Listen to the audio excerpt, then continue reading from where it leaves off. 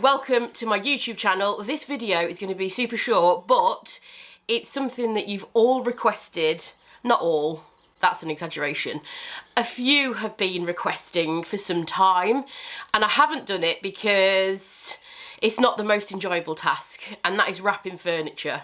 So, let's wrap some furniture.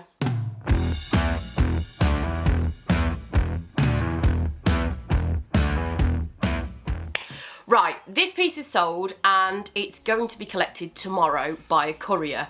It's not going too far, but I wrap all my pieces the same and touch wood, I've never had any issues. What you are going to need is some kind of blanket or cloth or sheet that's fabric.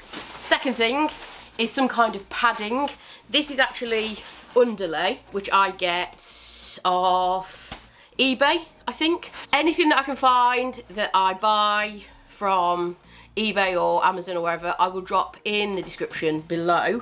So this is Underlay and this is going to be for padding. Then we need scissors and some tape and shrink wrap. Also, this is optional, but it makes things a lot easier, is a helpful assistant. This is this is Andy. We're probably going to fall out because we normally fall out every time we wrap furniture. Also, he's got a bad back. I've still got a massive burn on my side. So between us, we've got limited mobility. But this bookshelf should be fairly easy to wrap, I'm hoping. So I'll show you how I get my furniture ready for courier. So I'll start with my furniture blanket. Like I said, I buy these in bulk and they're made from recycled fibres. So the reason I put a blanket down first is because you want to try and avoid putting plastic directly over the top of a painted surface. And that's because you might still, and this is Andy trying to find the end of the tape.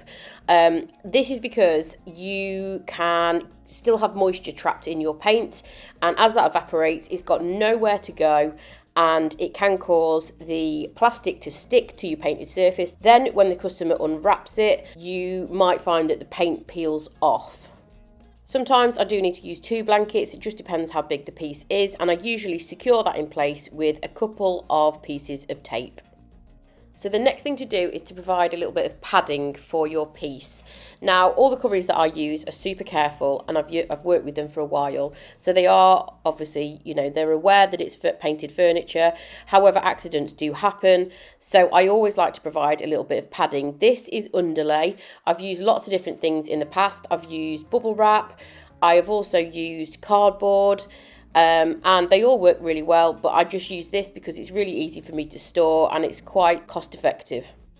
So I'll usually work around the piece first and then tape that in place so it's not kind of falling all over the place, and then I'll usually cut a specific piece for the top and maybe double that over so that it's got extra padding for the top. So you want to make sure all the corners and edges are padded, and you've got plenty of padding on those, including the bottom. Obviously they're the places that are going to get knocked. If they do get knocked, they're going to be the most easy places to get damaged. And then finally I just get my cling wrap, and this is an industrial size roll, and I just basically go all the way around the piece, and this just keeps the packaging really nice and tight and together and means it doesn't slip around. I normally go all the way around my piece, and then I also get underneath as well, and that way it stops the packaging from slipping up. Once the couriers pick it up, it stops the packaging from kind of slipping off like a sleeve. And once I've done that, I pop the address label on, and that's it.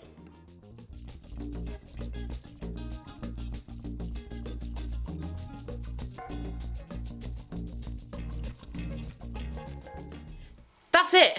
That's all you do. That's as much as I do anyway, and that's never caused me any issues. So the main thing is to remember not to put any plastic directly onto your painted finish.